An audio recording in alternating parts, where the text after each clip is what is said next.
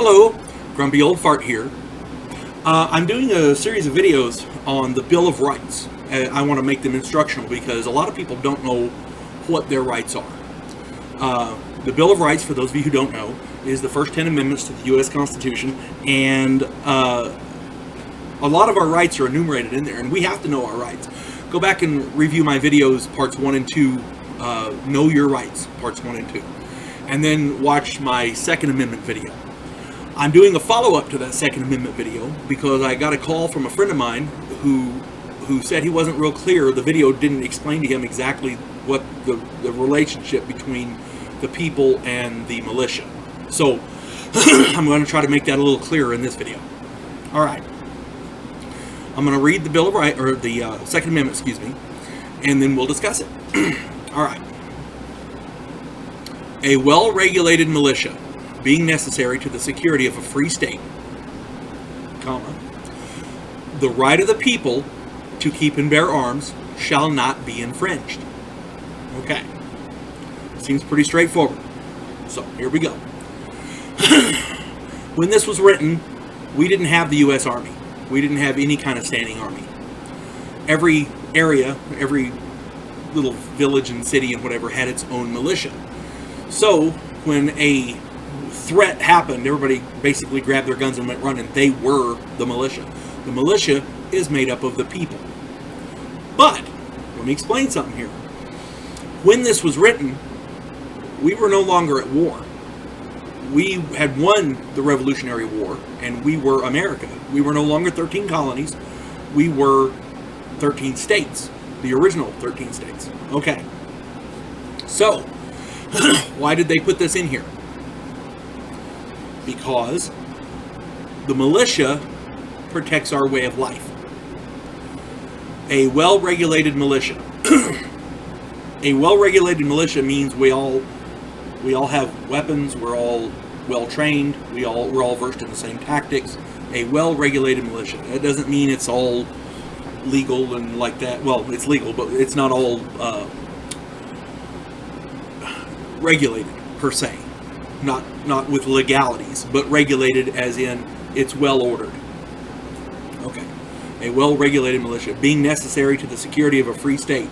That part is very important because our founding fathers knew that tyranny can come from any direction. It can come from a foreign power looking to invade us. It can come from our own government. Okay. And because they had just fought this war against the greatest army in the world, the Revolutionary War, they knew that people make up governments and people can be corrupted. So therefore, we needed a way to make sure our government never became tyrannical. A well-regulated militia being necessary to the security of a free state. We remain free because our government is not tyrannical. Okay? It's that simple. And who makes up the militia? The people. The people make it. You and me. We're the militia.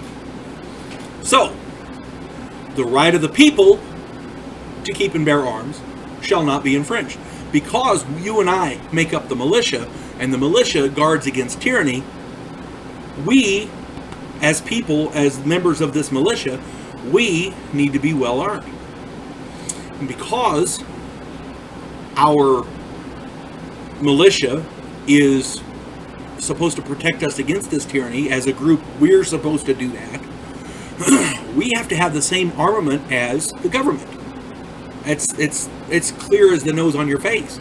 If we're like many on the left, they say, well, it's about muskets. Well, if all we've got is muskets and they're using M4s and grenade launchers, we're screwed. We have no chance, none. Okay? We have to have the same armament that our government's using. Period. Okay? Now, the difference between the militia and the Army and the National Guard and all that, the Army works for the federal government. The president runs the Army. The National Guard is run by the government of the state governor. That person, whoever it is, commands the National Guard. The militia is made up of the people. We're the militia. Okay? We guard against tyranny. And it could be at the state level or the federal level, either way. But we're Americans. We guard against tyranny. We are the militia. Okay. Getting back to the guns. We have to have what the government has. Right now, the government's using an M4. That's a standard arm. An M4 is essentially the same platform as an M16 back in Vietnam. The M16 in Vietnam was not a very good gun. Ask anyone. But they've made significant improvements now, and the M4 they're using now is a really, really good gun. We have to have something equivalent to that. Okay? That's the militia. Okay? And you hear the left saying, well, oh, nobody needs an AR-15. By the way, an AR-15 is the same platform as the M16 was. An AR does not mean assault rifle or automatic rifle. The company that makes it is Armalite. AR, Armalite. That's what that means. That's an Armalite 15. Okay. But, I digress. Right now, the government's using an M4, and they say, well, they don't need an AR-15. No, everybody needs an AR-15 because that's what we're using. That's what the government has. At some point in the future, the government's going to have laser guns. And you know what? We need laser guns too. Period.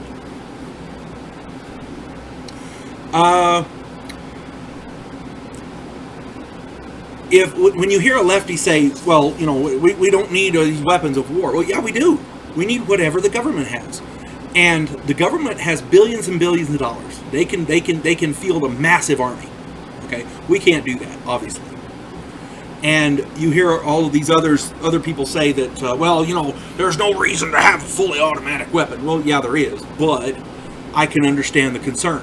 Because if everybody had a fully automatic weapon, there's going to be a lot of collateral damage. I am not a fan of fully automatic weapons. Okay? But that's okay because fully automatic weapons are very heavily regulated in America. I can't go down and get a fully automatic weapon. Let me explain. You hear all these news people and political pundits saying, oh, well, I was able to go down and buy a fully semi-automatic rifle and, you know, it should be illegal.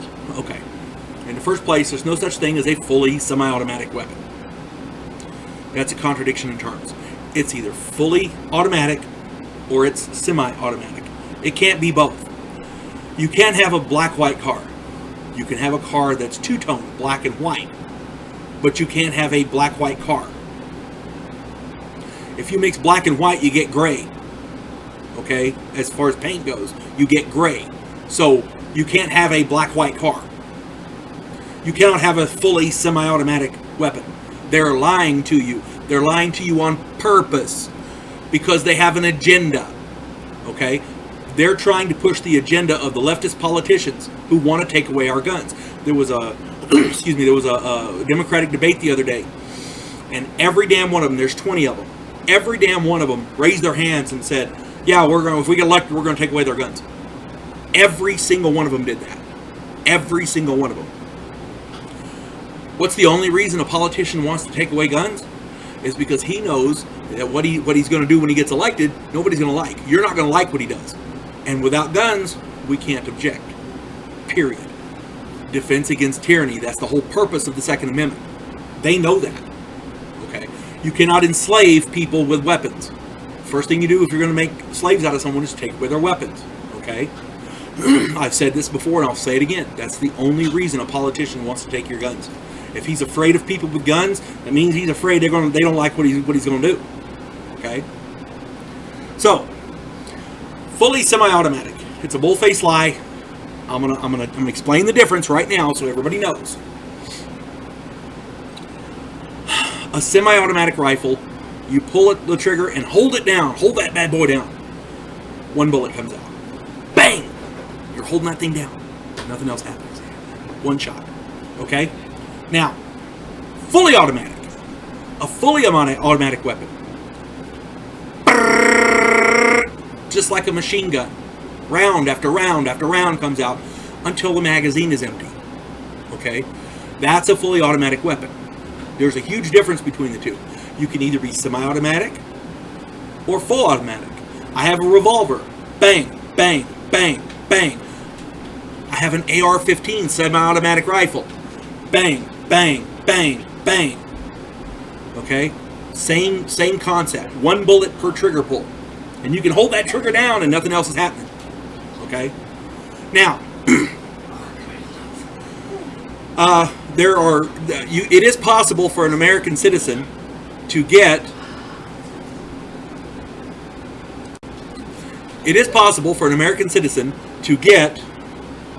a fully automatic weapon.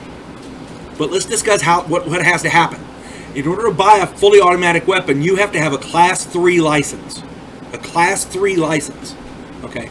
They're very expensive. They cost a lot. There's a background check that's something akin to them crawling up your asshole with a microphone with a magnifying glass.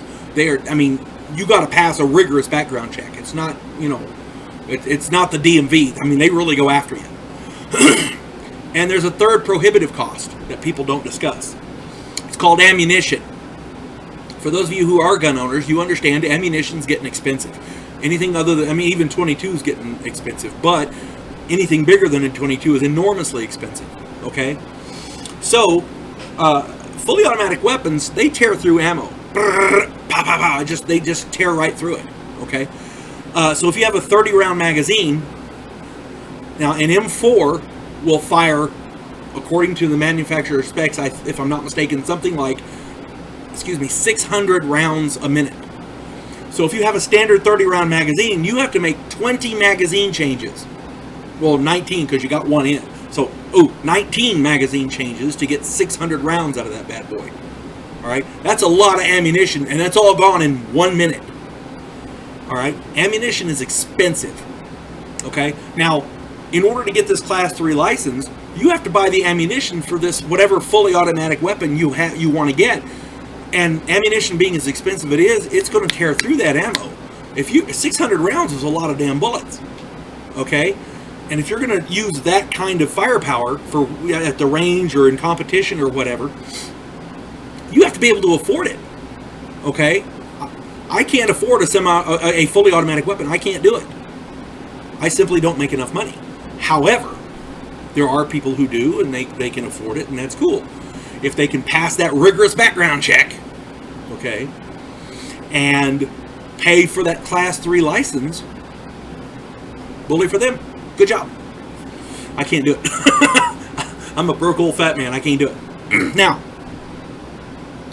you hear these people say, well, there's no reason why anybody should have an AR-15. Well, yeah, there's plenty of reason. The government has them, therefore we need them. Period. Because we're the militia. The militia defends against tyranny. We have whatever the government has. Right now, the government's using that M4. AR-15 is the AR-15 is a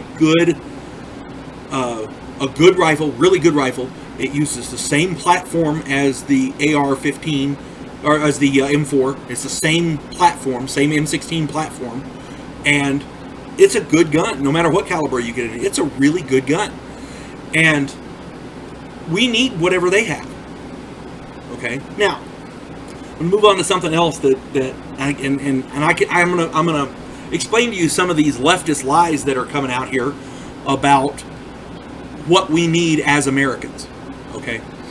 I was watching an interview with Bill Maher, and he had Darrell Issa on his show.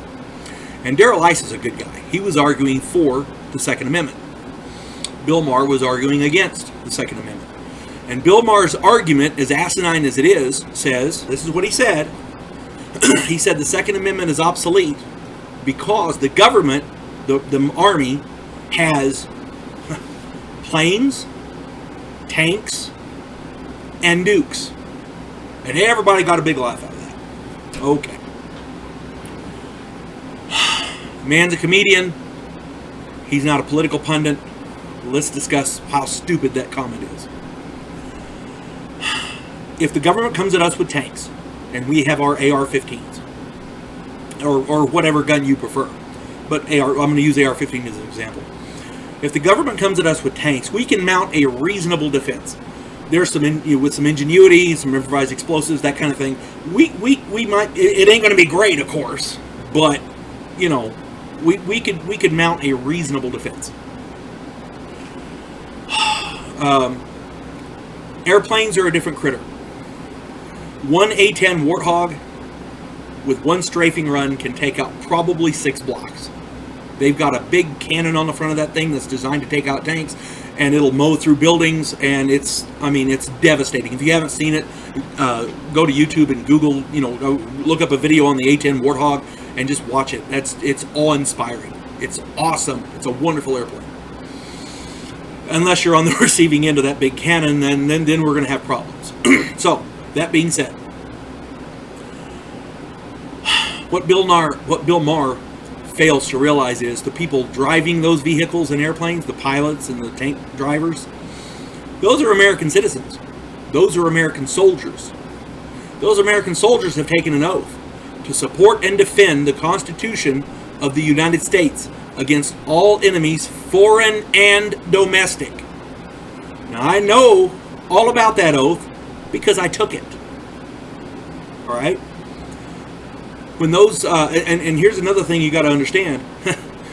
A lot of those people driving those vehicles and flying those planes, a lot of them are NRA members. So, yeah, they have the same opinions and ideas that I do, at least a lot of them. So, when a soldier gets an order to murder civilians, what does he do? Well, it's an unlawful order.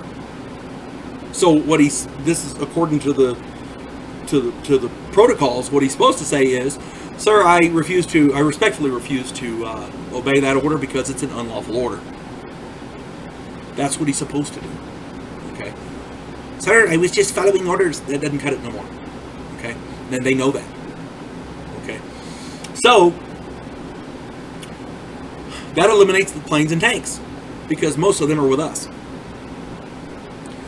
Now let's talk about the really asinine one. Okay, the nukes. He said that the Second Amendment is obsolete because the government has nukes. Well, guess what? Let's look at the NRA. Let's just look at gun owners. There's about 100 million of us in America, at least. There's about 100 million of us. The NRA and their like-minded groups have about 20 million to 30 million members, if I'm not mistaken. My numbers may be a little off, but it's something like that. Say hypothetically, say it's 10 million. Okay? So let's hypothetically say there's only 10 million. And these 10 million people are spread throughout the entire United States and in every city. Where are they going to drop the first nuke? That's a good question. It's an important question. Because the first time a nuke drops on Dallas, or Atlanta, Georgia, or San Francisco, or Los Angeles, or New York City, or Mankato, Minnesota, or wherever, I guarantee you there's going to be a whole hell of a lot more than 10 million. Because good, like-minded, solid Americans are going to be lined up to get rifles. So say the government becomes tyrannical, and with one of these groups, one of these watchdogs groups, they send out the bat signal, and we all grab our rifles and run out there, and a nuke falls. There's going to be a lot more than 10 million of us. There's going to be a lot more than 100 million of us. Okay, Americans ain't going to put up with that shit. They don't put up with it. Foreign governments, you know they're not going to put up with it from our government. There's going to be problems. And it's more problems than the U.S. government can handle. Okay, they know that. There's no way anybody's dropping a nuke. An American government is going to drop a nuke on American soil. It's not going to happen. Okay, Bill Maher's an idiot.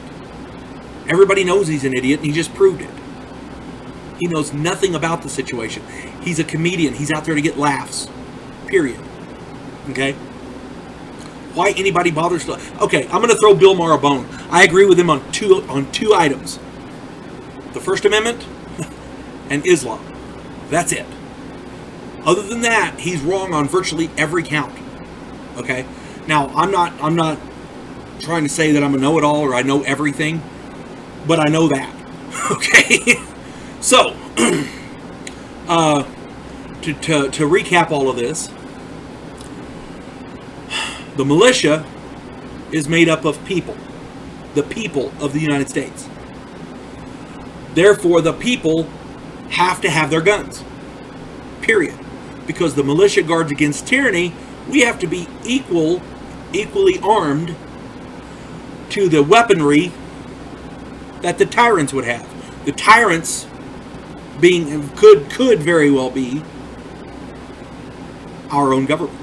So we have to have weapons roughly equivalent to what they have at some point in the future. Right now they got the M4s. We should have something equivalent, and the AR-15 is a good copy of that. It's a pretty good gun. In the future, if they have laser weapons, we need those too. Period. Okay. Now, I don't know how else to describe that. So I don't think I can make it any clearer.